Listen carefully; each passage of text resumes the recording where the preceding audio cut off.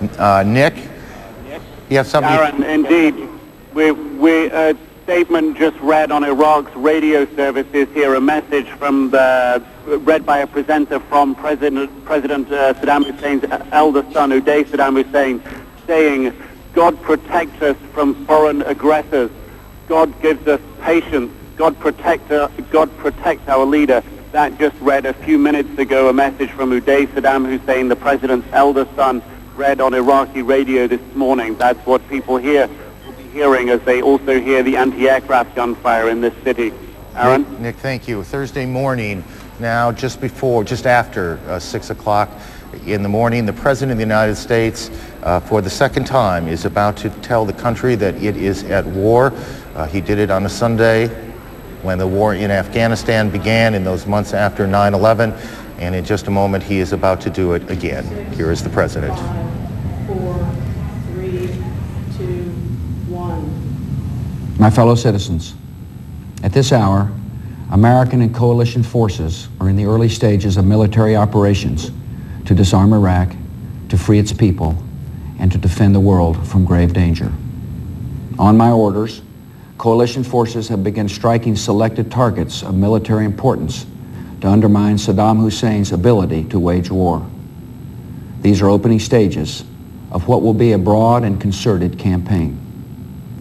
More than 35 countries are giving crucial support, from the use of naval and air bases to help with intelligence and logistics to the deployment of combat units.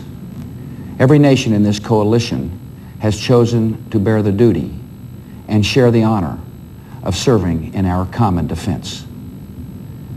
To all the men and women of the United States Armed Forces now in the Middle East, the peace of a troubled world and the hopes of an oppressed people now depend on you. That trust is well placed. The enemies you confront will come to know your skill and bravery. The people you liberate will witness the honorable and decent spirit of the American military. In this conflict, America faces an enemy who has no regard for conventions of war or rules of morality. Saddam Hussein has placed Iraqi troops and equipment in civilian areas, attempting to use innocent men, women, and children as shields for his own military, a final atrocity against his people. I want Americans and all the world to know that coalition forces will make every effort to spare innocent civilians from harm. A campaign on the harsh terrain of a nation as large as California could be longer and more difficult than some predict. And helping Iraqis achieve a united, stable, and free country will require our sustained commitment. We come to Iraq with respect for its citizens, for their great civilization, and for the religious faiths they practice. We have no ambition in Iraq except to remove a threat and restore control of that country to its own people. I know that the families of our military are praying that all those who serve will return safely and soon. Millions of Americans are praying with you for the safety of your loved ones and for the protection of the innocent. For your sacrifice, you have the gratitude and respect of the American people.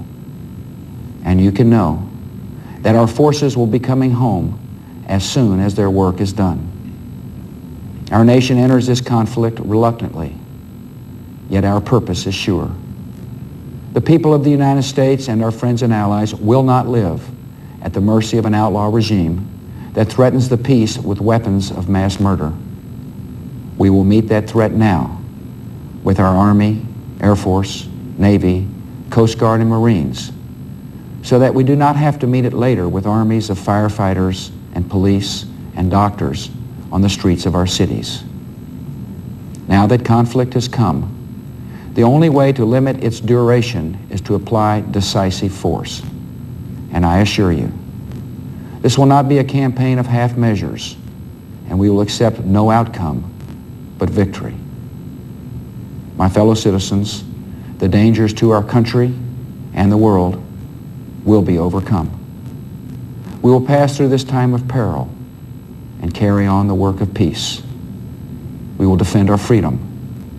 We will bring freedom to others. and we will prevail. May God bless our country and all who defend her. The President of the United States, in taking little more than 4 minutes to say that we are in the early stages of the effort to disarm Iraq. Selected targets are being hit, said the President, to undermine the ability, as you see pictures of Baghdad, to undermine the ability of the Iraqi forces to stop the assault, the broad assault, as the President put it, which is coming, though has not yet begun. Jamie McIntyre at the Pentagon.